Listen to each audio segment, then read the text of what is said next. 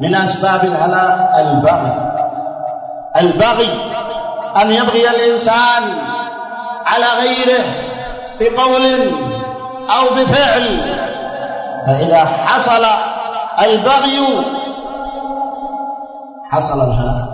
حصل الهلاك.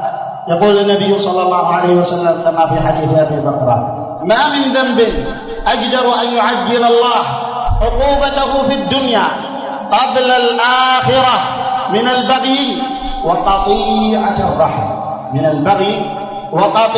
الرحم.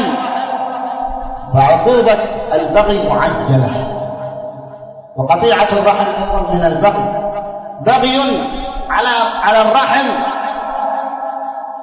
يقول الله عز وجل: وعلى الذين هادوا حرمنا كل ذي ظفر ومن البقر والغنم حرمنا عليهم شحومهما إلا ما حملت ظهورهما أو الحوايا أو ما اختلط بعظم ذلك جزيناهم ببغيهم وإنا لصادقون.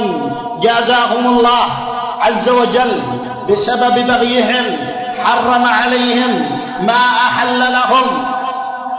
يحذر المسلم من بغي الإنسان على نفسه. يا أيها الناس إنما بغيكم على أنفسكم. أهلك الله عز وجل فرعون بسبب بغيه، وأهلك قارون بسبب بغيه، وجاوزنا ببني إسرائيل البحر فأتبعهم فرعون بجنوده بغيا وعدوى فأغرقه الله سبحانه وتعالى.